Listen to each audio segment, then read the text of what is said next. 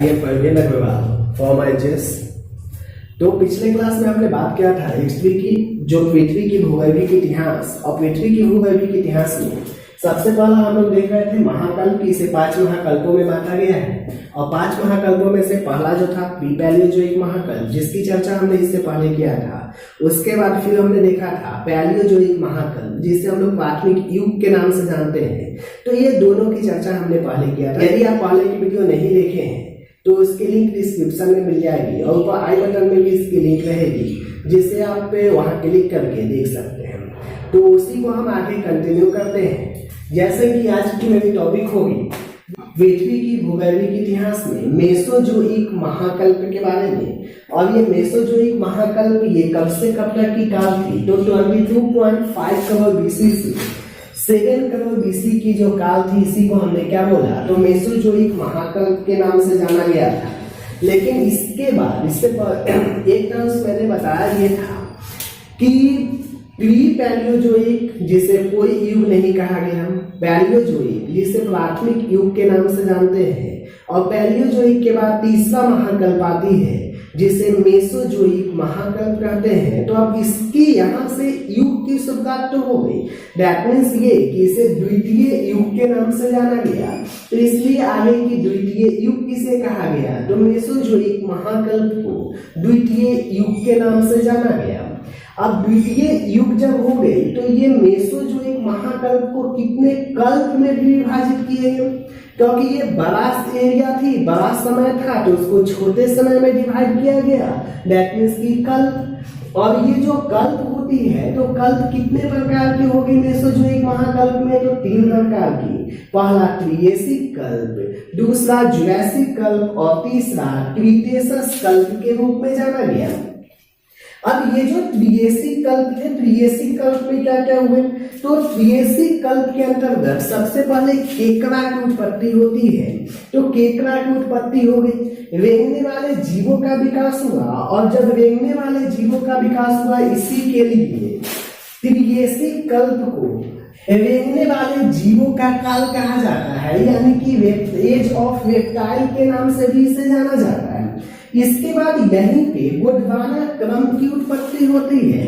जैसे मैंने बताया था इससे पहले कि पेंजिया जो थे ये 2 भागों में बट गए थे, एक अंगारा लैंड और दूसरा गोंडवाना लैंड। तो यहाँ पे जो गोंडवाना क्रम की उत्पत्ति जो हुई थी ये किस काल में? तो ट्रियेसिक कल्प में गोंडवाना क्रम की उत्पत्ति हुई थी। ट्रियेसिक कल्प के बाद दूसरा आती है जुरासिक कल्प। अब जुरासिक कल्प में क्या था? तो जुरासिक कल्प में डायनासोर जैसे जीवों का निर्माण हुआ, यानी उत्पत्ति हुई। तो डायनासोर आ गए, कंगारू आ गए और आर्कियोपटेरिक्स। आर्कियोपटेरिक्स कहने का मतलब होती है कि वैसे जीव जो कि स्थल पर भी रह सकते हैं और हवा में भी उड़ सकते हैं, तो उसी को बोला गया आर्कियोपटेरिक्स। इसके बाद इसी में गोंडवाना क्रम जो थी, जैसे अभी मैंने बताया था ट्रियेसिक में यहाँ पे गोंडवाना क्रम की चट्टानों की उत्पत्ति हुई थी। तो ये गोंडवाना लैंड जो थे, गोंडवाना लैंड अब क्या हुए? तो ये बट जाती है किसमें? तो भारत, मेडागास्कर, ऑस्ट्रेलिया और अंटार्कटिका, ये 4 क्षेत्रों में विभाजित हो जाती है। जैसे कि अभी वर्तमान में जो भारत है ये उत्तरी गोलार्ध में है, नॉर्दर्न हेमिस्फीयर में है।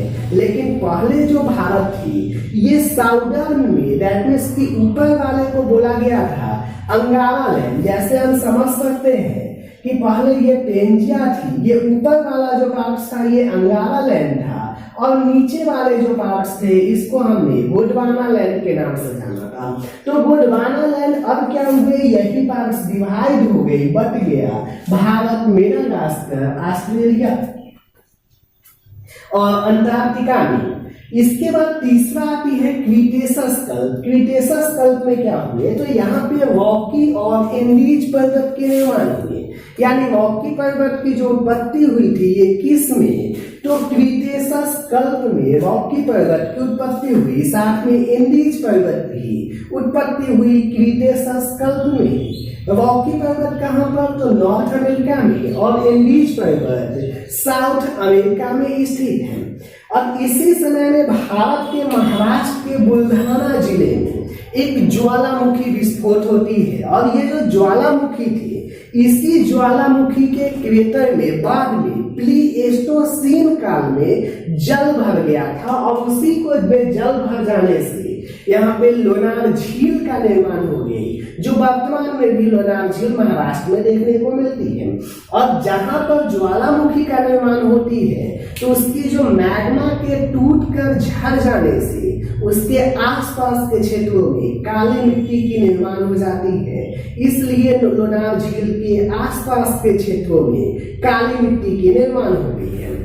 अब यहाँ पे अभी मैंने बताया था जुरासिक काल कि जुरासिक काल में डायनासोर का उत्पत्ति होती है, लेकिन इसी में जब आते हैं हम क्रीटेशियस कल्प में, तो इसी कल्प के अंतर्गत डायनासोर समाप्त हो जाते हैं, डायनासोर विलुप्त हो जाते हैं। तो आज के लिए इतने ही। इसके बाद फिर हम अगले क्लास में देखेंगे इसके अगले महाकल्प के बारे में।